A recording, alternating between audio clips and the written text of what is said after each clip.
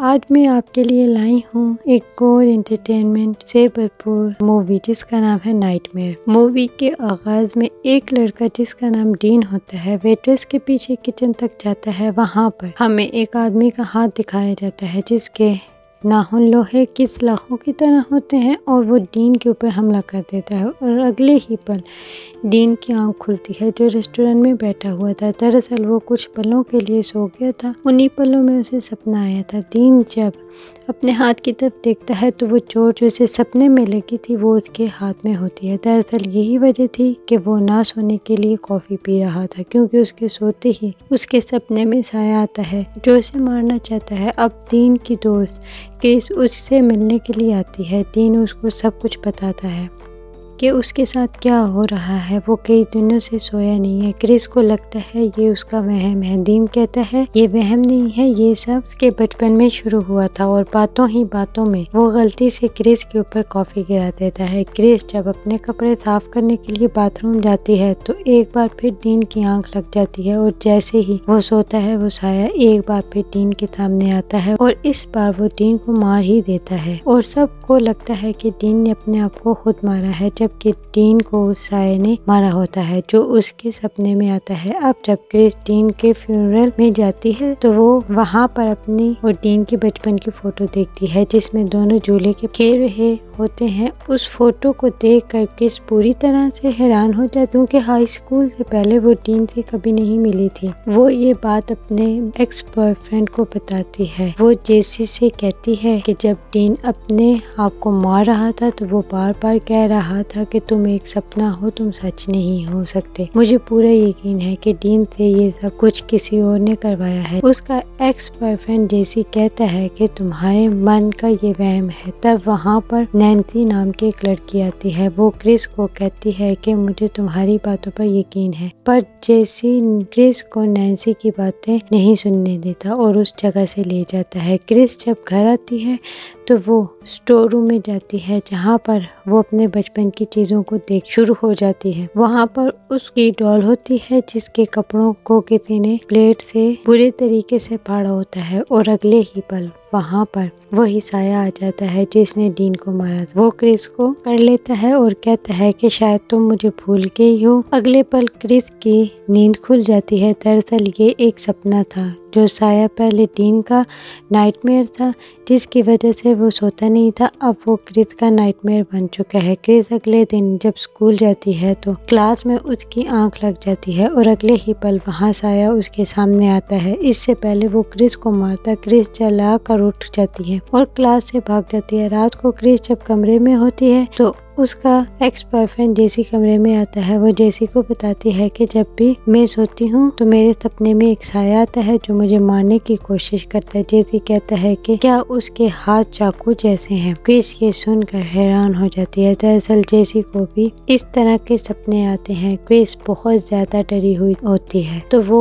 जेसी को अपने साथ सोने का कहती है। रात को ये दोनों जब सो रहे होते हैं तभी एक बार फिर क्रिस के सपनों में वही साया आता है जो क्रिस को हवा में उठाकर कमरे में उड़ाना शुरू कर देता है। जेसी सब कुछ देख रहा होता है मगर वो क्रिस की मदद नहीं कर पाता। वो साया क्रिस को मार देता है। जेसी सब कुछ देखकर डर जाता है और वो सीधा नैन्सी के घर जाता है जहाँ वो उसको बताता है कि क्रिस को किसी ने सोते हुए मार दिया है। मैं जानता हूँ कि तुम इस बारे में जानती हो क्योंकि तुम फ्यूनरल में क्रिस से इस बारे में बात करने की कोशिश कर रही थी। नैन्सी उसे बताती है कि मुझे भी बार बार एक ही नाइटमेयर आता है जिसमें मुझे एक गाना सुनाई देता है। उस गाने में एक नाम है और वो नाम है फ्रेडी क्यूबर का। जेसी उसे कहता है कि सोना मत, नहीं तो वो तुम्हें भी मार देगा। जैसे ही जेसी घर से बाहर निकलता है तो पुलिस उसे पकड़ कर ले जाती है क्योंकि उसके ऊपर केस के कत्ल का इल्जाम होता है। जेल में जेसी सोना नहीं चाहता लेकिन वो ना चाहकर भी सो जाता है। सोने के बाद वो अपने आप को एक अनजान फैक्ट्री में पाता है जहाँ 5 साल के छोटे बच्चे होते हैं जो उसे देख रहे होते हैं और तभी वहाँ पर वही साया आता है जिसने क्रिस को और डीन को मारा था। जिस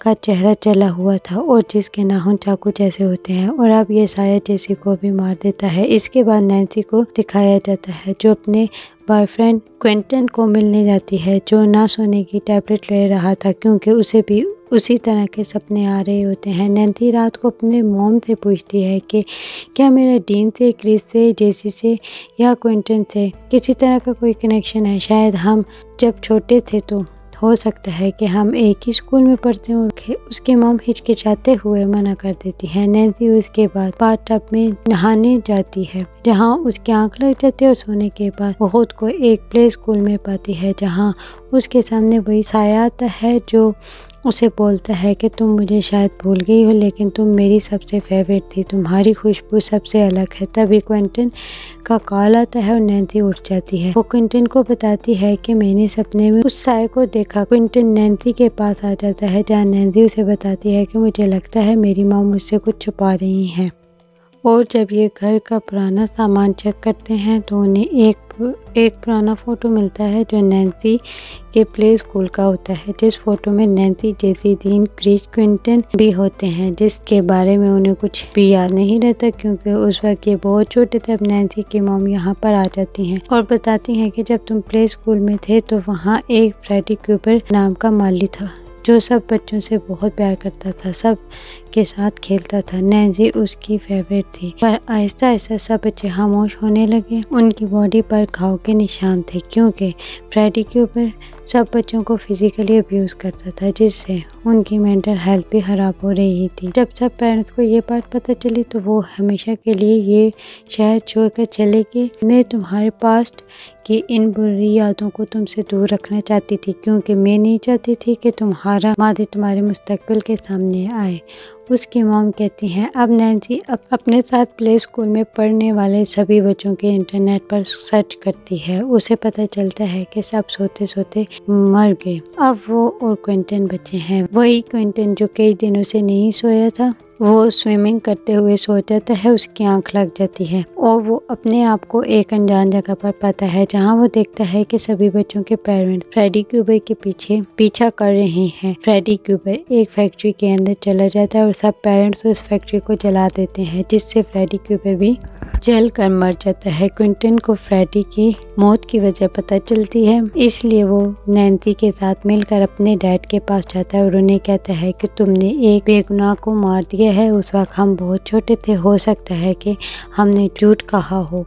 उसके डैड कहते हैं कि वो सब सच था, हमने तुम्हारी आंखों में फ्रेडी का डर देखा था। क्विंटन कहता है कि हमारे मुताबिक वो हमें एक तहखाने में ले जाता था, जो तहखाना आपको कभी नहीं मिला। ये कहकर वो दोनों यहाँ से निकल जाते हैं और एक केमिस्ट शॉप पर जाते हैं जहाँ पर क्विंटन अपने लिए नींद आने की दवा लेना चाहता है, पर शॉप वाला उसे वो दवा देने से मना कर देता है। नैन्सी जो कई दिनों से नहीं सोई, उसे नींद आ जाती है। उसके सोते ही फ्रेडी उसके सामने आ जाता है, उस पर हमला कर देता है। फ्रेडी उसे अभी नहीं मारना चाहता, इसलिए वो उसे जागने के लिए कहता है। नैन्सी की जब आंख खुलती है तो वो देखती है कि उसके हाथ में फ्रेडी की स्वेटर का टुकड़ा है जो वो सपने की दुनिया से असली दुनिया में ले आई है। नैन्सी जख्मी है, इसलिए उसे हॉस्पिटल ले जाया जाता है, पर वहाँ डॉक्टर उसे नींद का इंजेक्शन देना चाहती है, पर नैन्सी साफ साफ मना कर देती है। वहीं क्विंटन को दिखाया जाता है जो हॉस्पिटल से नींद न आने का इंजेक्शन चोरी कर लेता है। वहीं डॉक्टर नैन्सी की मॉम को बताती है कि तुम्हारी बेटी कई दिनों से नहीं सोई, हमें उसे नींद का इंजेक्शन देना ही होगा। जब वो नैन्सी के पास नींद का इंजेक्शन देने के लिए जाती है तो वो देखती है कि नैन्सी वहाँ पर नहीं होती। दरअसल वो क्विंटन के साथ हॉस्पिटल से भाग गई होती है। क्विंटन ने हॉस्पिटल से एड्रेनालाइन के इंजेक्शन चोरी किए थे,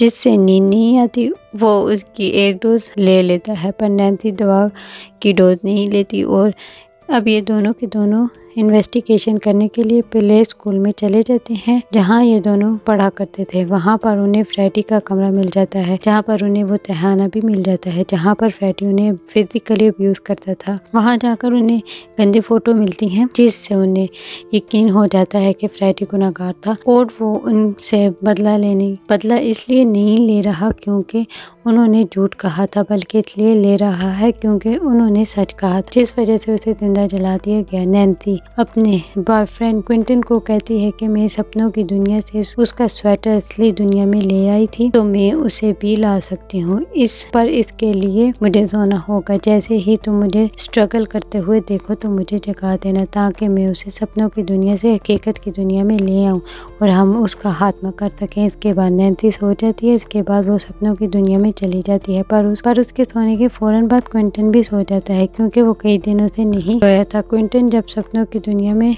जाता है तो फ्रेडी क्विंटन के पीछे आता है और उसे बहुत बुरी तरह जख्मी कर देता है, पर उस पहले वो क्विंटन को मारता। यहाँ पर नैन्सी आ जाती है। नैन्सी उसके ध्यान को भटकाती है। फ्रेडी अब नैन्सी के पीछे जाना शुरू करता है। ये पूरी दुनिया अब फ्रेडी की है, इसलिए वो यहाँ पर जो कुछ भी चाहे कर सकता है। नैन्सी उससे भाग नहीं पाती और वो देखती है कि वो एक बेड पर पूरी तरीके से मजबूर है। नैन्सी के कपड़े भी बदल जाते हैं। उसकी बॉडी में वही कपड़े होते हैं जो बचपन में वो प्ले स्कूल में पहना करती थी। फ्रेडी उसे कहता है कि ये मेरी फेवरेट ड्रेस है। वो उसे बताता है कि मैंने आखिर तक तुम्हें जगा के रखा था ताकि तुम हमेशा के लिए जाग सको। अब तुम बस असली ज़िंदगी में कोमा में चली जाओगी ताकि तुम हमेशा के लिए यहाँ पर मेरे साथ रह सको। मैं ही अब तुम्हारा बॉयफ्रेंड हूँ। वहीं असली दुनिया में क्विंटन जाग जाता है और वो नैन्सी को जगाने की बहुत कोशिश करता है, लेकिन वो नींद से जाग ही नहीं रही होती। इसलिए उसके पास जो एड्रेनालाइन के इंजेक्शन होते हैं वो उसकी एक डोज उसके दिल के पास लगाता है, जिससे उसकी आँख खुल जाती है। उसके जागने के साथ ही फ्रेडी भी असली दुनिया में आ जाता है, जहाँ पर फ्रेडी क्विंटन पर हमला कर देता है, लेकिन फ्रेडी बहुत पावरफुल होता है। अब वो क्विंटन को मारने के लिए आगे बढ़ रहा होता है, लेकिन उससे पहले वो क्विंटन को मारता नैन्सी उसके हाथ काट देती है, साथ ही उसकी गर्दन पर हमला कर देती है, जिससे उसकी मौत हो जाती है। इसके बाद ये दोनों इस जगह को जलाकर यहाँ से बाहर निकल जाते हैं, जहाँ पुलिस और एम्बुलेंस भी आ जाती है। क्विंटन को एम्बुलेंस के अंदर डाला जाता है, पर यहाँ पर फ्रेडी की डेड बॉडी नहीं मिलती, जिसके बाद नैन्सी अपनी मॉम के साथ घर आती है। उनके घर में जो मिरर होता है उसके अंदर से फ्रेडी निकलता है, जिसे देखकर नैन्सी चिल्लाती है। फ्रेडी नैन्सी की मॉम को मारकर मिरर के अंदर ले जाता है। उसके साथ ही ये कहानी यहाँ पर ख़त्म हो जाती है।